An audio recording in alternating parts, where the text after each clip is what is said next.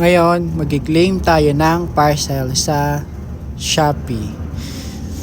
Ilagay lang natin yung number, guys. Ayan, lagay lang yung number. Tapos, next natin, pindutin natin yung kulay green. Yan, enter natin yan.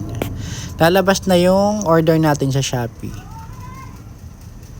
Yan, ganyan dito sa Taiwan.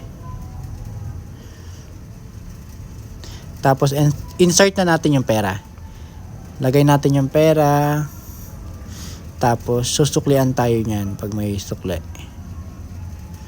Yan, lagay tayo ng pera. Yun yung sukli, lumabas. Kunin natin. Ayun, sukli. Galing ah. Tapos yan yung number kung saan natin nahanapin yung, kung saan nakalagay yung parcel natin na galing sa Shopee. Magbubukas yun ng kusa. Ayan o. Nagbukas ng kusa. Kukunin natin ngayon yan. Ayun yung parcel natin. Ganun lang.